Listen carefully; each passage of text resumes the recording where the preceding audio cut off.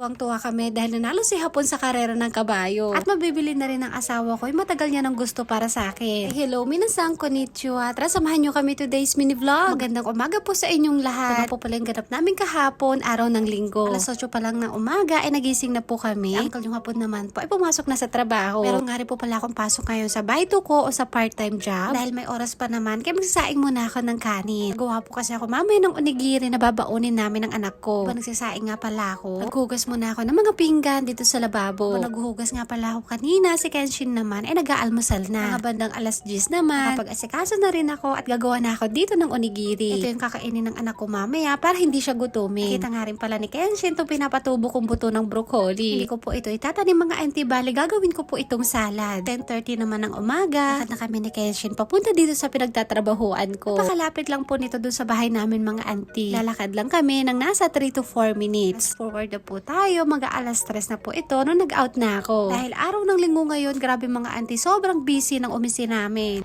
Hi mga auntie, otskara sama deshita po. Mag-aalas 3 na.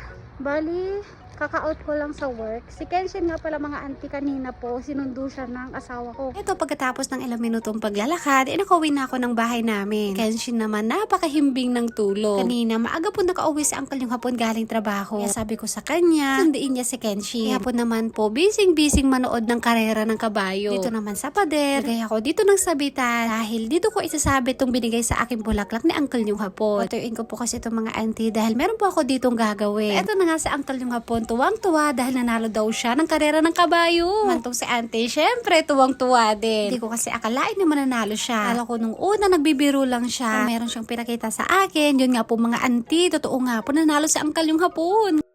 Hi mga auntie, pupunta po kami sa Comeri. Titingin po kami ng electric bike kasi nga po nanalo si uncle yung Hapon ng karera sa kabayo. Kaya bibilhin na daw niya yung matagal niya nang gustong bilhin para sa akin, yung electric bike. Tara mga auntie, samahan nyo kami. Kakatapos lang namin maglaro ng badminton. Kaalas 5 naman ng hapon, biyahe kami papunta ng Comeri. Ay, nanalo po si uncle yung Hapon. Kaya bibilhin na daw niya yung matagal niya ng gusto para sa akin. Walang iba kundi itong palagi niyang tinitignan na electric bike. Itong sakto nga po na nakasale ngayon mga auntie. Ito yung price niya ngayon, 54,800 yen. Ito po itong 79,800 yen. Hindi pa po nakuha ni uncle yung Hapon yung napanalunan niya. Pero bibilhan na daw niya ako ng e-bike. Nalo po siya ng mahigit 18 kalapan. Kung sa peso ata, depende sa palitan, nasa 68,000 pesos. Swerte naman ng asawa ko kasi time niya manalo ng ganong kalaki dun sa karera ng kabayo. Ayaw niya nang umuwi. Gusto daw niya yung bike.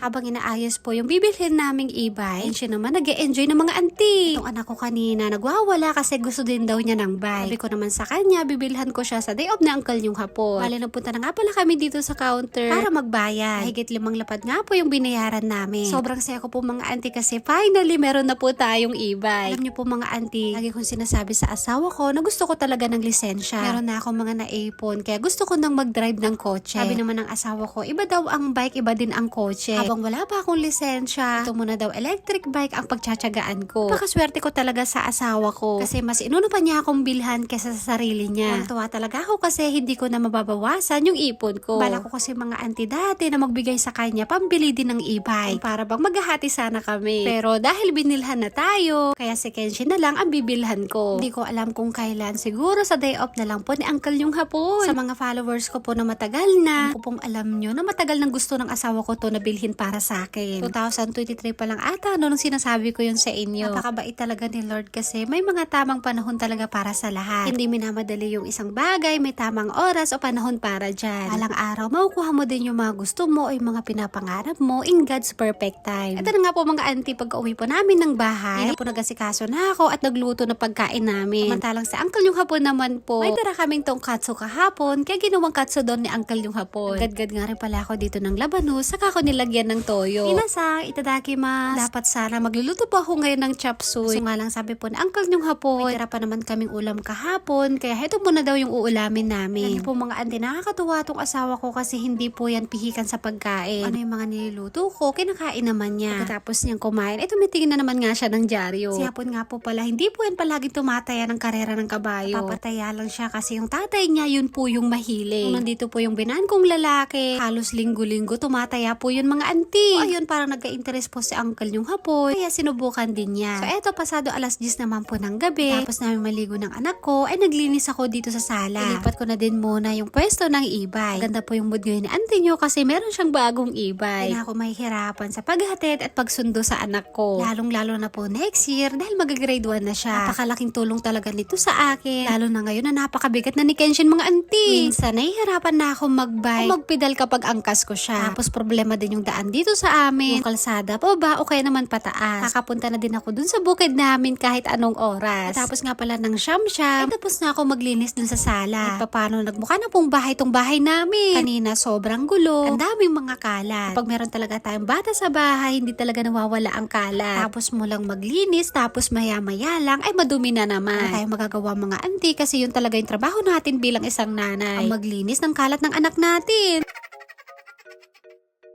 Kakalat ka na naman, Kensen! O diba tama ako mga auntie, kakatapos ko lang maglinis, maya't maya lang ay makalat na naman. So yun lang po, maraming salamat sa panonood. Thank you for watching. Sayonara and...皆さんありがとう。サラミマラパポ。